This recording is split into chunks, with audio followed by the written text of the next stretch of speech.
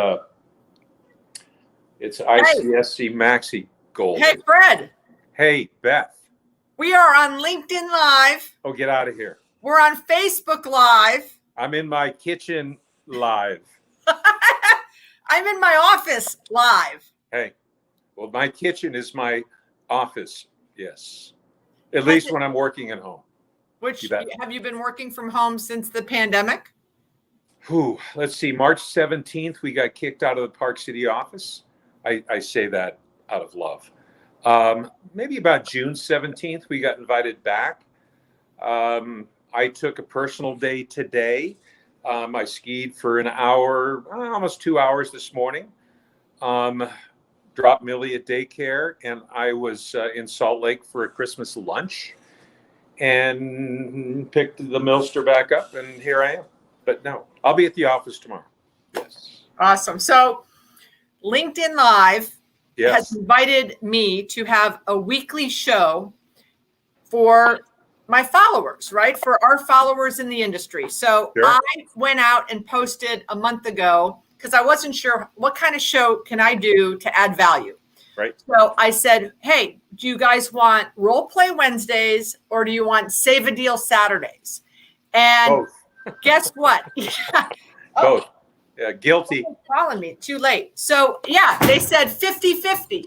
So I said, okay, we're going to do role play Wednesdays every other Wednesday and save a deal Saturday every other Saturday. So you are the second role play Wednesday guest. And I watched last week. Yeah. Ta-da! Yeah. Yeah. So for those of you watching that don't know the infamous Fred Reynolds, you should. I love the way you put that. Because he does Fridays with Fred. And you all should be watching Fridays with Fred. How long ago have you started Fridays with Fred? Almost 2.5 years ago. Yeah. Amazing. Yeah. And again, I want to make sure that everybody knows this was a marketing department idea that I said, sure. Little did I know it would morph into the, I say monster that it is. But it's, the content is like with any of us. I think the content is the hardest part. I try to make it real. There's times I talk about stuff that, it's not, I'm energy and enthusiasm and positivity oriented with Fridays with Fred. But, hey, there's the real part too. And I'm dealing with that in California right now. So yeah, very real and it's tough. It's tough. I feel for a lot of especially the mom and pops in California. Yeah. Last Friday, the governor announced, hey, we're shutting down Lake Tahoe on the California side to any out-of-state visitors. What about my hotel, car rental, airplane? But anyhow, it's been tough, and we're all going to get through it. Hopefully, this vaccine thing is going to be real and effective, and sounds like it will. But yeah, I'm 68 years young. Will I get one? If they tell me to get in line, you bet. Well, you and I have known each other. I believe the vaccine's going to work, and I think by June, we're back on the road, and I think in December we'll all be in Vegas hugging each other. That I'm going to think that way. But you and I have known each other for a long time, right? Yeah, we have. Yes. Maybe 10 years. Oh, it's been longer than that. But it has. Okay, good. I'm glad you remember. But so we have a lot. We have Vishnu that's watching, Kenya from Puerto Rico, Robert, Maria, Debbie from Tallahassee, Jimmy. So people are watching. Wait, so let's jump into why we're here. Is that the famous Debbie Austin? Debbie Ashland. Ashland. I'm sorry, Ashland. Yes. Yes. Yes. You know Debbie. Well, I don't know her, but I know her. You know her. You've been I watching. Look forward to. Hey, I'll say this. I'll look forward to hugging Debbie in Vegas this time next year. How's that? There you go. Or around the same time. So we are going to do Role Play Wednesday. Yep. I know just a little bit of who you are. You are a pet store. Yeah, Millie's Pet Shop. How many square feet? Well, currently we have one store, and we're in 2,000 square feet. I think it's a little bit tight. I think Millie, in talking with her, because she's there every single day, greeting people and putting their arm in her mouth, sign of affection. But 2,000 square feet. I think that Millie probably should be closer to 3. Yeah. So we're looking for our second location. Second location. And Fred, will Millie's Pet Shop include grooming? We're not going to do grooming. No. So just merchandise. Merchandise, supplies, accessories, food, the usual stuff. High-end food. Very high-end food. And how long have you been in that location, your first one? 4 years. Awesome. And will this is going to be a second versus a reload? Correct. And why did you call on my shopping center? What did you like about it? Well, I like the area. I like the density and the rooftops. I drove the neighborhood with Millie, her head out the window, of course. She approved of the pride of ownership of the homes. And I think that was probably the biggest selling point, was pride of ownership of the homes. Front yards look nice. There weren't cars parked on the grass and stuff like that. But yeah, chain link fences around the house, but no, I like the synergy of the center. I like the intersection. But I think Millie overall really liked the area. So the rooftops. Gotcha. Do you know the income of the families that you like to have be as your customers? What range that income is? I don't know those numbers, Beth. I know that where we are now, which is about, I think as not the crow flies as I drive, we're about 8 miles from your center. And everything in between seems to work.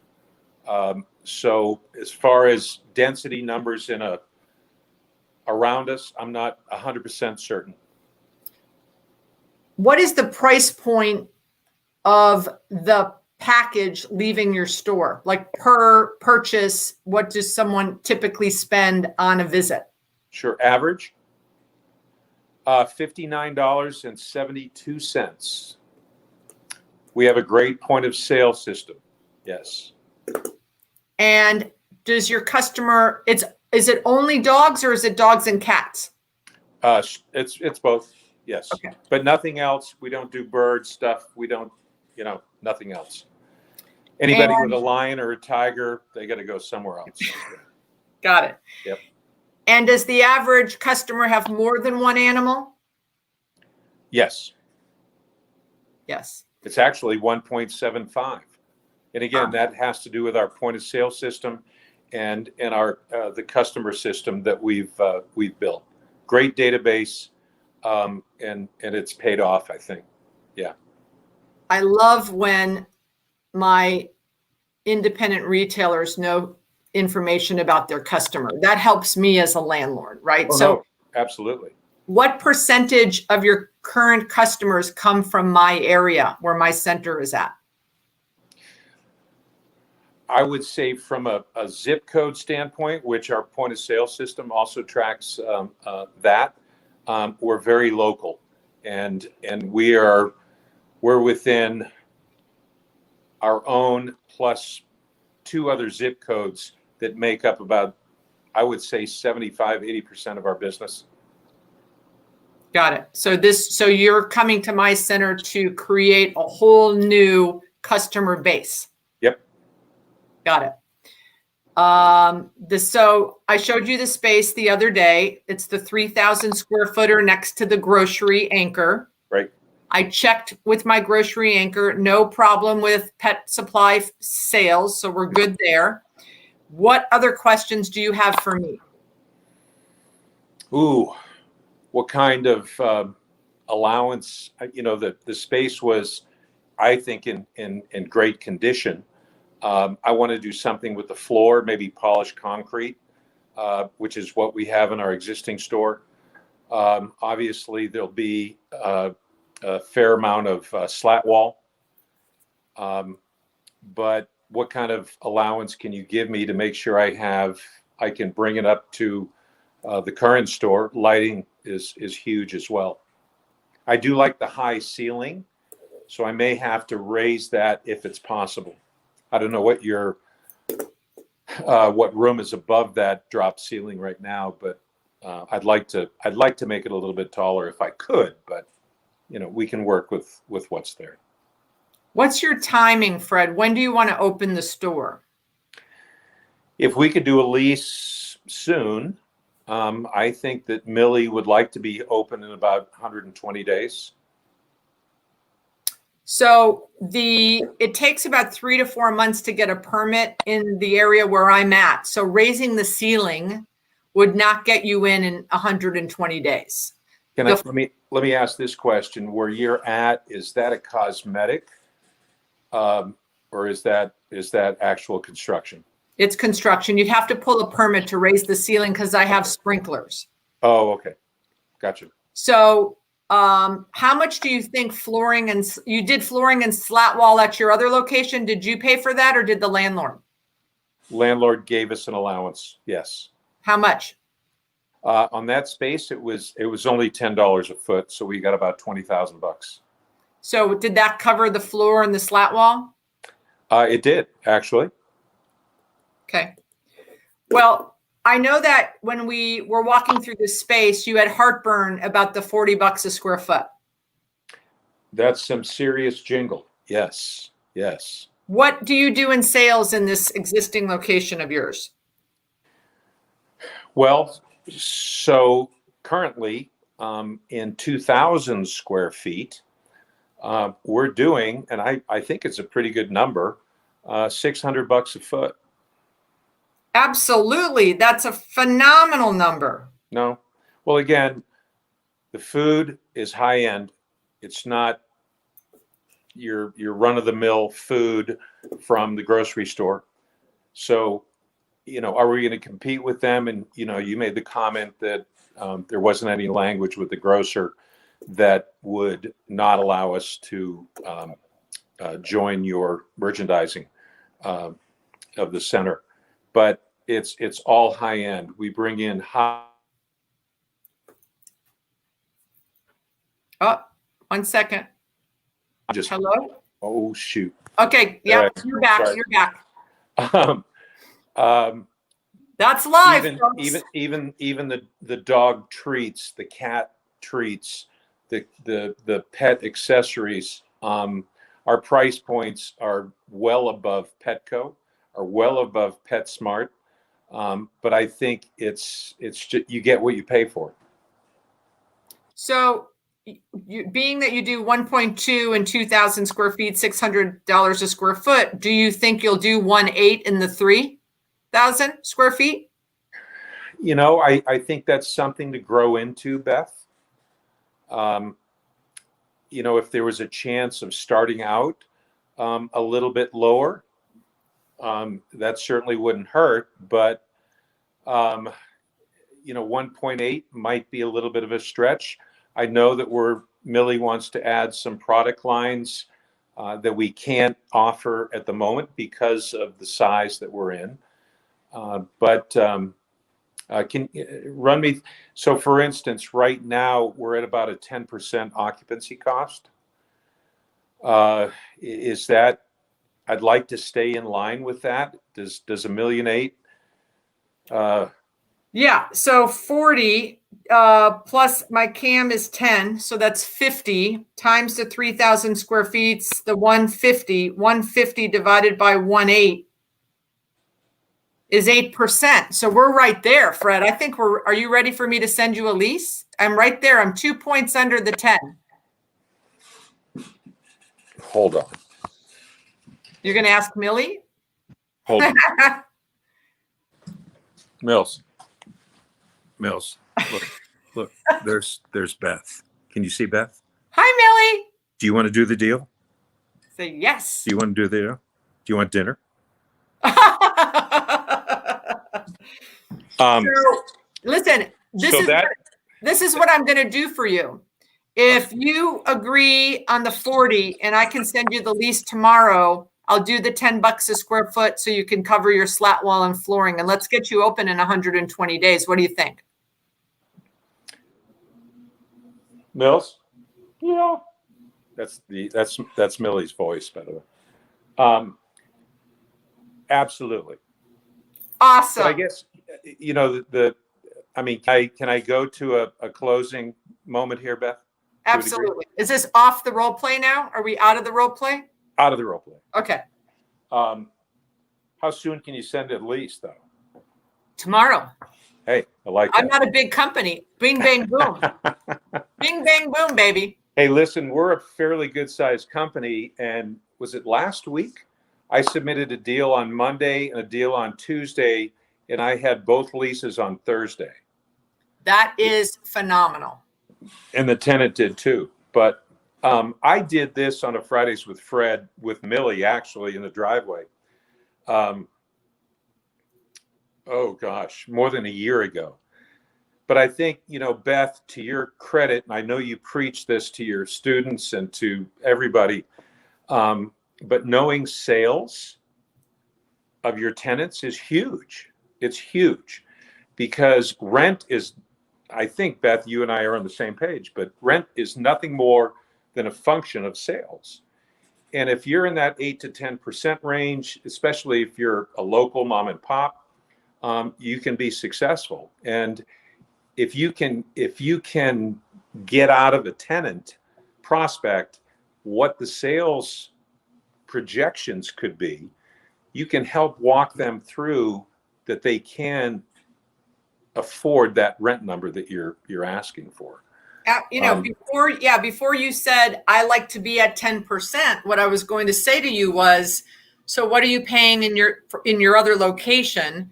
And then I was going to calculate, okay, he's paying X, he's doing 1-2. Let's say I calculate, okay, he's at 10.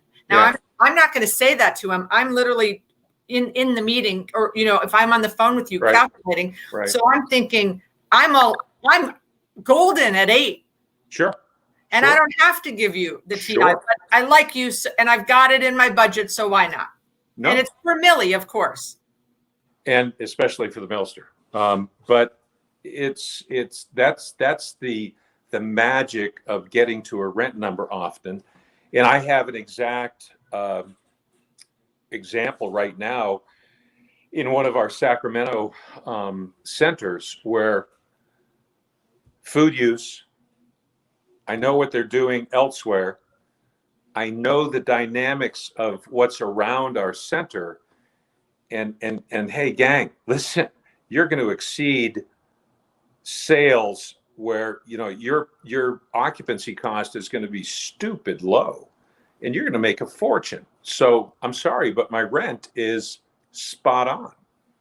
And again, when it comes to, I'll say, a national franchise, whoever it might be, if you know their average, volumes of their stores, hey, people in our business, you are doing the leasing. It's huge. It'll get you to where you want to be. And I like to always ask way more questions.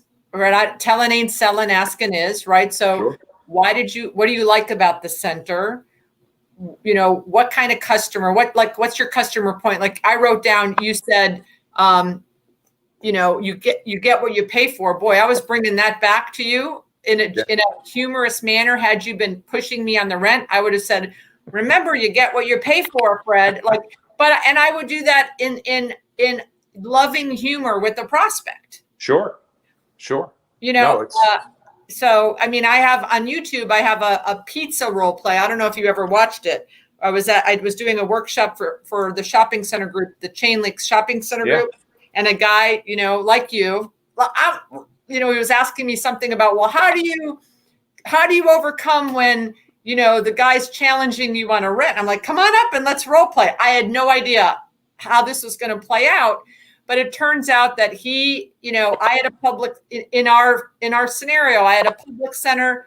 He was looking at a Winn-Dixie center, much different customer. And we did this whole role play where I did like a reduction to the ridiculous. He was a pizza restaurant. Yeah. And I said, so the difference is between that rent number and my rent number, one pizza a day. Can you sell more than one pizza a day in my more upscale center than that one? And I said, if you can't, easy peasy, absolutely go to the other center. Yeah. Go do that deal. That's what I said. If you can't sell one more pizza, then you should go to the Winn-Dixie. And I said, and I'll come eat pizza with you in the Winn-Dixie. So there's a question. How do you calculate occupancy cost? Great question, Rebecca. So how you do it is we were talking about that the rent was 40. And I said the plus CAM. So I said $50 gross. And then I said, okay, his square footage is 3,000 in my center. So that's 150. And I'm going to divide that by his total sales, which we were going to agree loosely at 1.8. Because where did I get the 1.8 from is he was doing 1.2 in 2,000 square feet. So $600 a square foot. If you can do 1.8 with me, so you take the total gross rent. And sometimes I don't include the CAM if it doesn't fit my numbers. What about you, Fred? No, I'll be generous, and I always throw the CAM in there. Okay. Well, at the end of the day, at the end of the month, they're writing the check for that. For sure. So you take the total rent, Rebecca, you divide it by the sales that they have projected. And in this case, it came out to 0.08%. He said he's comfortable with 10% occupancy costs, meaning I'll pay 10% of my sales to my rent. And $180,000. Yeah. And if that works, it's a beautiful thing. I'm a big believer in collecting sales, as you know. And when I was considering selling one of my shopping centers a couple of years ago, I hired Barry Wolf to list it. And he said, oh my gosh, you've got all these sales. He goes, this is going to be a cakewalk selling the center, because what it did was it showed the buyer that overall my occupancy costs were in the 6% range. So even though my rents were 40, 35, 40, 42 in a market that was 35, we had the sales to show that the tenants could support that rent. And he said, no one's going to question me because you're higher than market. Yeah. So collecting sales is crucial. Big time. So big time. Fred. Yes. It's been an absolute pleasure you being on Role Play Wednesdays on LinkedIn thank you. Live. Well, thank you from Park City, Utah, where it's cold outside and snowing tomorrow, and I think almost up till Christmas. So we're kind of excited about that. A lot of skiing in your near future. Yeah, I got a couple hours in this morning, but I did take a personal day, and certainly a pleasure ending my day with you, Beth. Yes. So I will not end because I want you to end with your famous ending. So I will turn it over to you, sir. Everybody, whatever's going on in your day and your world, make it a great day. I'm out. Bye-bye. Thank you for having me. Talk soon.